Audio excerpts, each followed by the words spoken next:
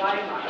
Weimar is a city in Germany where it was East Germany, it was 2000. It's like not a long time ago before they became Germany. And they were the capital, the cultural capital of Europe at this year. And so Weimar invited me to do a work, and there was a condition I had to choose an artist that worked in Weimar during the last 100 years. I was very intuitive. I don't know why. They gave you a list, and I chose Paul Klee. Because Paul Klee has a very interesting history. He was a soldier in the First World War, then he was invited to come to Weimar to teach in the Bauhaus University. And I thought he will help me to do this work. And very quickly, after starting to think about it, of course, I stumbled on the little, very small painting done by Paul Klee on 1920 that Walter Benjamin bought. And why did I veer so much? It's because they showed me the place where I'm going to show my new work. And it was on the Bauhaus University. They erected a small glass pavilion. And when I came into it, I decided to do a house for Walter Benjamin. Walter Benjamin doesn't have a house. So we cannot go, like we do in Weimar, to touch the chair of Goethe and to imagine that we are coming to visit him. And I decided to make a small house for Walter Benjamin, and that was a decision. And I went down from the Goethe house and took a taxi driver to take me to the other place. The other place is Buchenwald. And Buchenwald, the concentration camp, is between 5 to 7 kilometers from Weimar. That is the most unreal place that these two things can live together in this, and you will see in the video, it's a very pastoral surrounding. It's very beautiful, but it's very, very cold.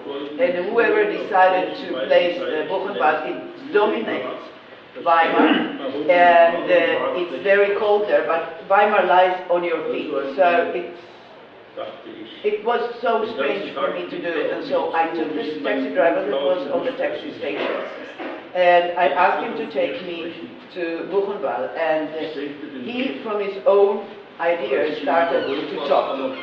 Now, most of my work is based on participation. Because I think I chose this way because I think I want the person to be himself historically. I wouldn't wish, I think in the time we live today, to ask somebody to do or to say what I think they should do or say. So it's a choice. I still enjoy other work that I've done differently, but this is my choice because it's also, as another artist said, it's a quick thing, if you have a participation, to tell you if your idea sucks or not. So I chose a quick way. And so here it is actually, the taxi driver takes me up the street going to Weimar, and he tells me, like here he tells me this is the train station where they arrive. Before that he told me this is the street built by the inmates. And when we get up to Buchenwald, he said, now you have to leave the taxi and go to Buchenwald, etc. And one moment he tells me also, and we discuss it in my funny German and himself, he said, people should remember. And I said, why should they remember? What is it good for? And he said, children should know what human beings can do with human beings. Later, when I opened this exhibition, people said I invented it all because all the taxi drivers are right-wing and they would never say those things. No, he said these things, and this is meetings. So another thing that inspired this work was because of the year 2000, the city took the pavilion where Goethe would sit and create his thoughts and works. It's a two-story building, and they made a copy, a real copy with the same material. So I thought this is really unreal, to copy something that is unique. And it started with this doubling that comes from reality in a way. So it kind of continues. The whole thing continues with this doubling of the things kind of started to double. There was Walter Benjamin, there was Paul Klee.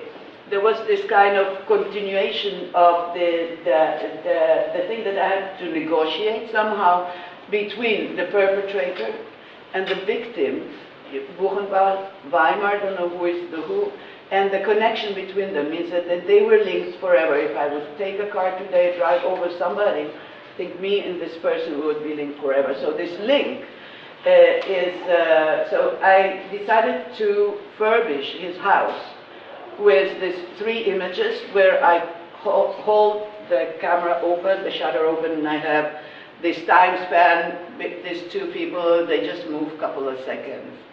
And when I edit the video, I did the same thing. I took, and whenever the taxi driver said, this is a street built by this. So what I did the same thing. I just made a copy of the same image, but I stole 3 seconds. So the original and the copy are just kind of trying to get each other and never do.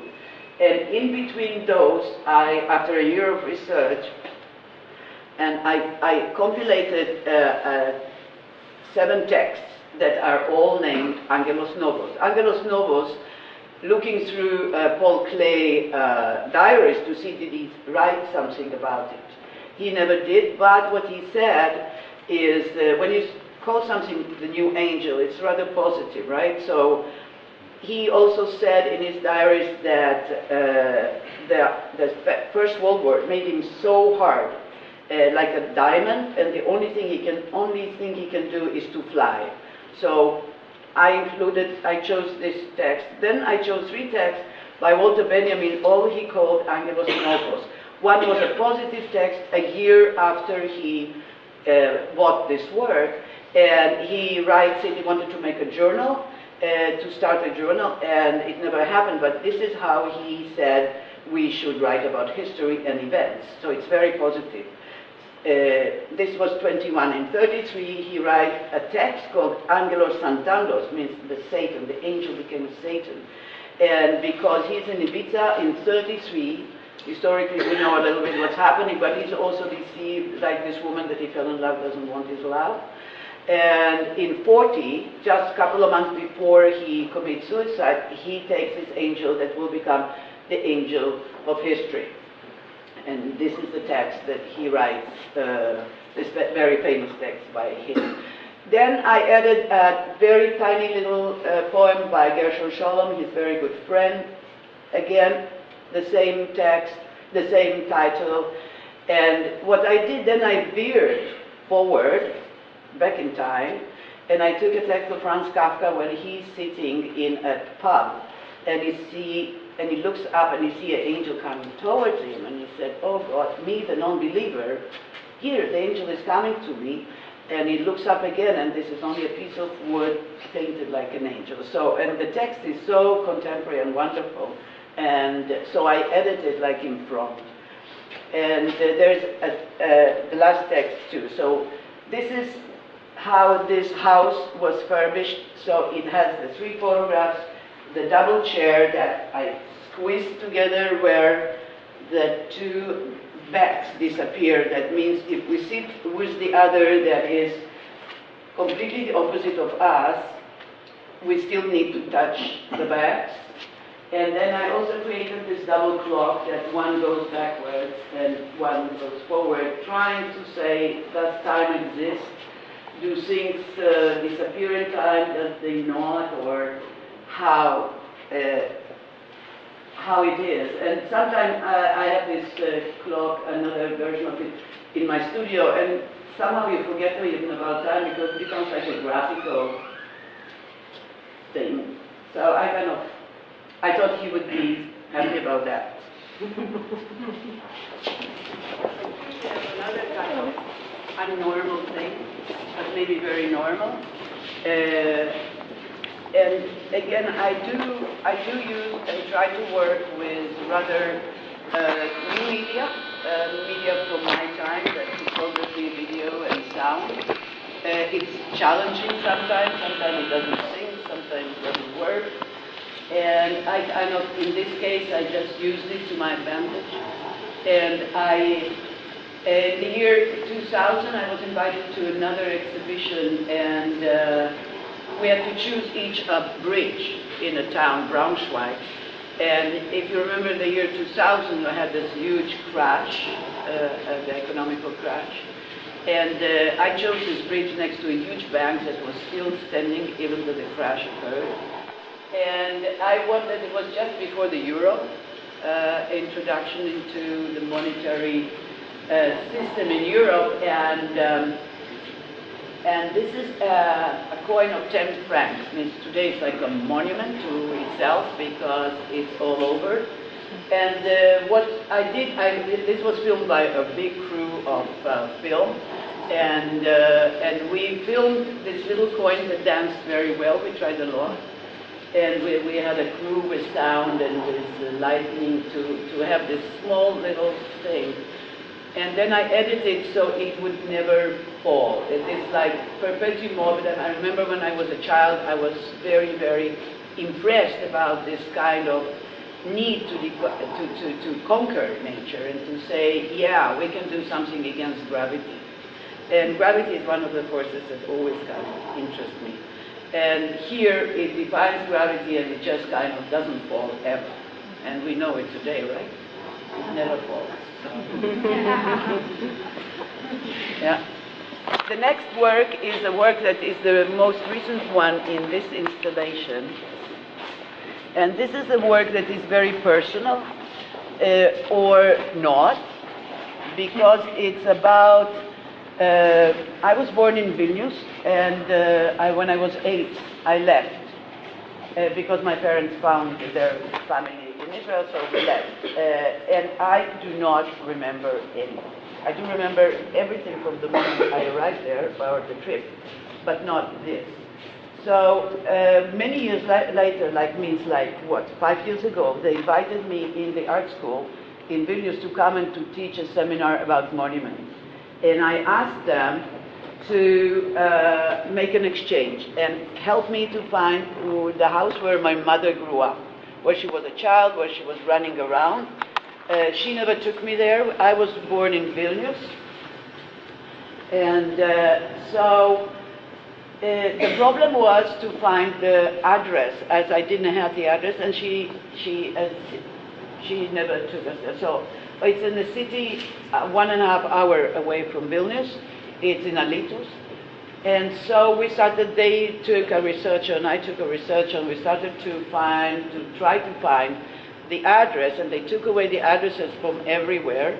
And one of the researchers finally found it, and I got this email in the morning saying that my grandfather in 1940 was arrested drunk driving, but he was with a carriage and horses. So, and he resisted. He threw 2 shoes on the policeman, and he was fined a huge fine.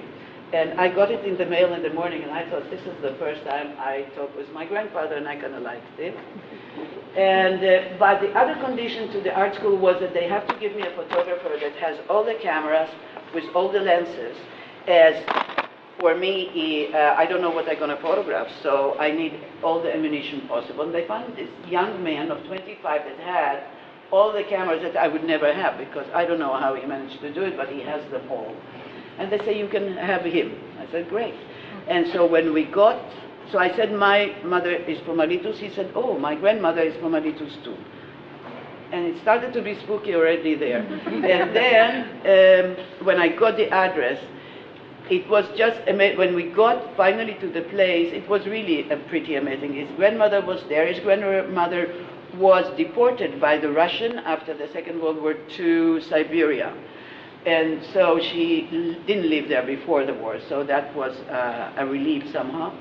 And so she lived here in the small house with a well next to it. There was an old synagogue that was closed here, and my mother's house was on the other side. And that was really, really strange. Anyhow, so we go to this little street that's called the Street of Detour, and we look for number 25, and for 2 hours we do not find it.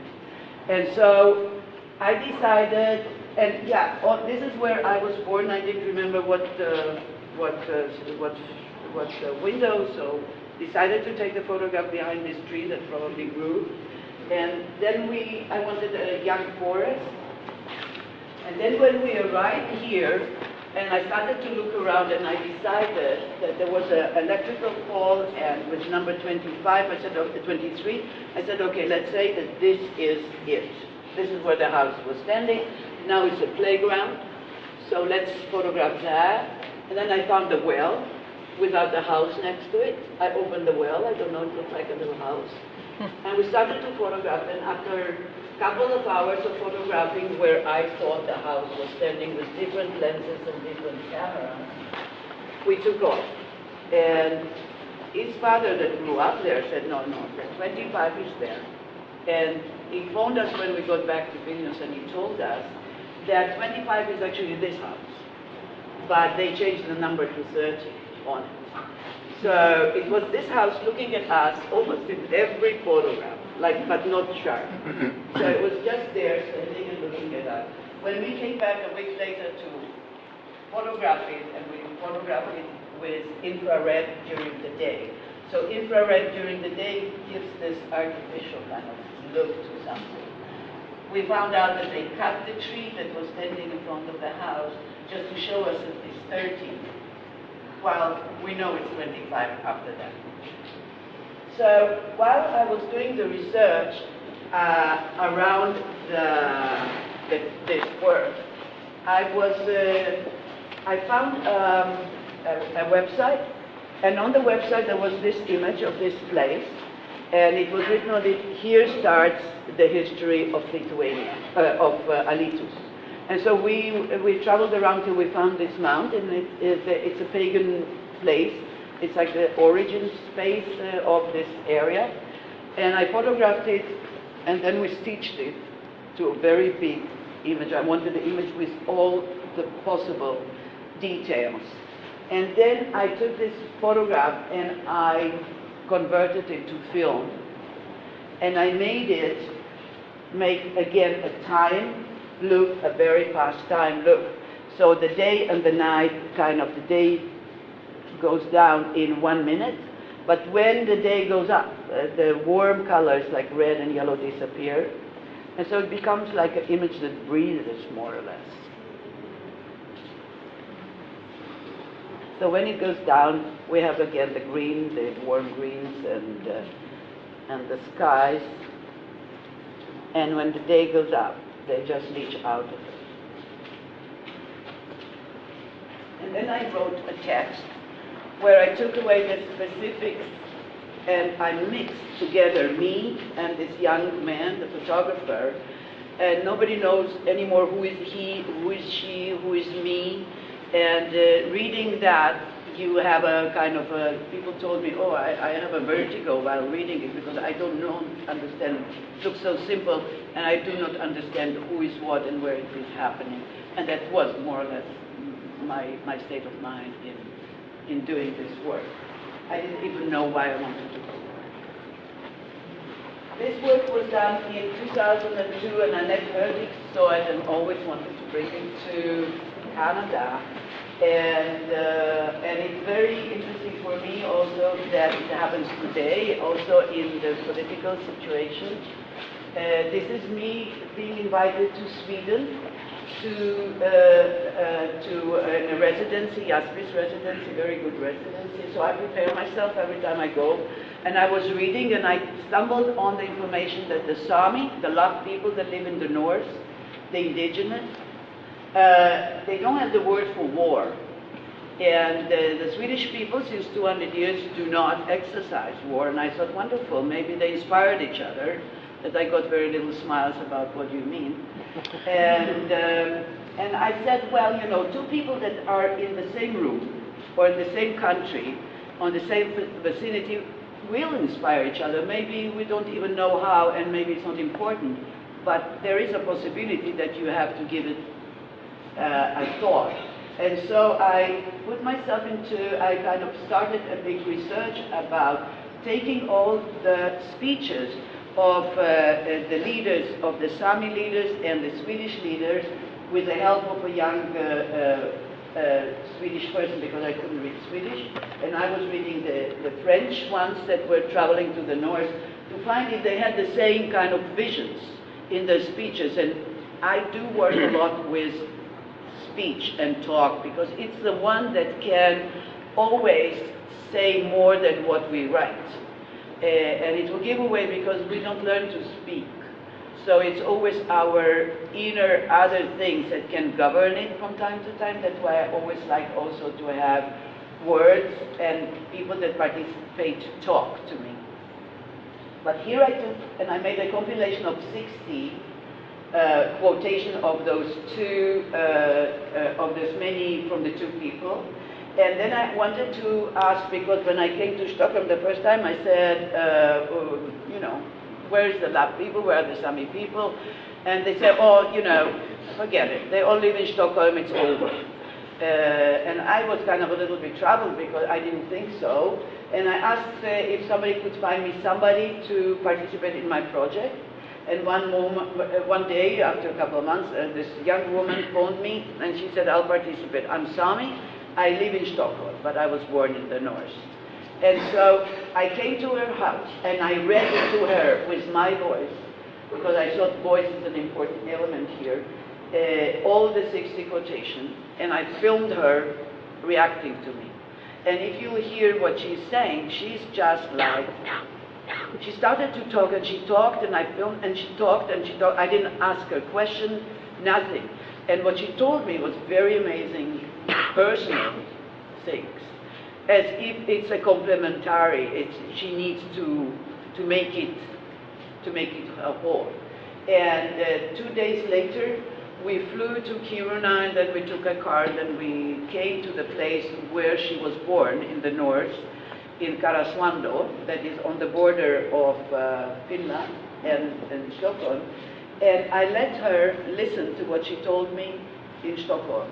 And I filmed her, means it's a film, it's a video without editing, for 40 minutes, where she's sitting and listening to herself in the sunset in where she was born. So this is Whiteout, between telling and listening. Now, this project was, the Historiska Museum in Stockholm wanted me to make a project, and this is the project I made for them. And they have 23 million objects in their vaults that are stored outside, some in the museum and some outside where we are not. We, the normal people, are not allowed to go there. So it's very funny why you have not to allow people, like, you know, because I was already contaminated by your museum here where you can see everything. And it's true, it's a very wonderful, a very unique situation. And here you're not allowed. So I asked the photographer of the museum that was allowed, and I asked him, I made some drawing, and I asked him to go and photograph them, and then I put this gray thing as if I'm looking through a dirty window on it. So you have this kind of, you see and you don't see, and you have to really try to see it if you see what you see, you know, what is seen. And then I installed the 2 videos of Osa Sima, so like she's twice there. And when you need to, as an artist, when you need to do somebody twice, it's like the utmost of loneliness. It's like being in a situation where you are listening to yourself. We never listen to yourself. Sometimes we have the lonely morning when we look at the mirror.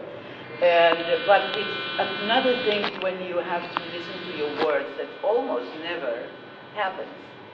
And it's like going into yourself, or it's a very strange. Every time when I listen to it, it's very spooky. So with her, when she, after listening to it, she said, I never realized I told you all this personal stuff. So what is personal and what is public? And when personal stuff has to go into the public, it means it's important. You know, we know that. And so this is how I install it, that we actually stand between her and her, in the middle of her, and listen to what she has to say and help her to listen to herself. Now, this work is called Whiteout, between telling and listening. I did it in 2002. In 2005, in the next door, you will see another installation that I named the same way, between telling and listening.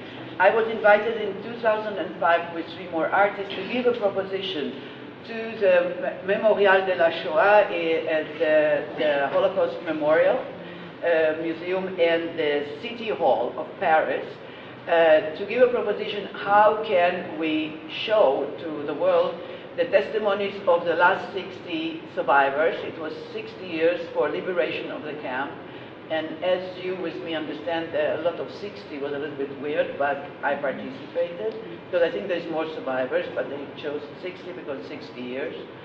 And so I gave a proposition, and my proposition was accepted. The proposition was that we will interview them, and it means I didn't do it myself because it's huge amount of interviews. We had like 4 teams with journalists, sound engineers, and very good cameras. And the idea was to ask them 3 main questions. What did you do before the war, during the war, and after the war? So it means it's more like you survived, you have a life to tell us. It's not only going to this very one period that I wanted to resist. And I proposed to, it's 2005, and I designed tables where 4 60 meters of tables, like 4 big tables, so everybody that wants to listen to each of those, to each of a person, it was presented on small DVD readers, so you could listen to one person. No editing was involved, between 2 to 9 hours. So you could face the other. You would not face the other person that was in the other bay, but he would see you listening and you would see the other listening. And then I took from all the interviews the silent moment. Means the moment before the people start to talk. Means the moment you have to tell something or answer a question, the moment you have to think how you pack it in a little word that is abstract, that is precise, that is for today, for 2005, and not for them. Those people were children. Because of that, they are still alive. So I don't know what language did they know at that time and what words they still remembered, but they had to come in 2005, and they all came very nicely dressed, and you'll see that. And they sat there, and they did the most they could. And I took only the silences and made a compilation of only the silences, because for me this was a moment that is more important than, it's like the moment of transmitting. And this is a very important moment. And so I listened to all of it, then we complied, and I decided to also show it in a triptych.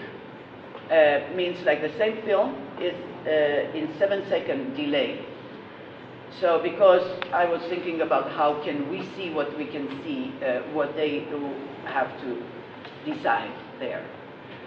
So this is between telling and listening. It's 40 minutes. It's the 60.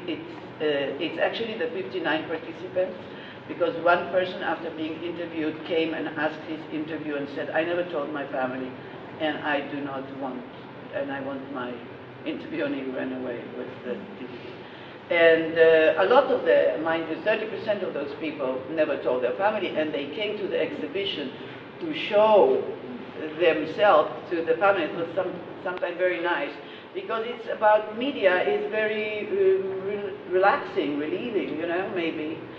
Because it's like they would stay next to their grandchildren and children, and they would look through it. So that was very kind of special, because through television we do see and hear a lot of fantastic and horrible stuff, and somehow this little distance of couple of meters makes it really possible, if we are becoming conscious, to really be conscious of what is it that we can pack in half an hour when we switch channels. It's pretty amazing. So, and outside you'll see 4 other projects that I did in public space, that you can see a little bit of documentation, and Charo did a wonderful thing when we started. She did like posters where there is more details about other projects on 4 posters that you can take with you. Thank you very much.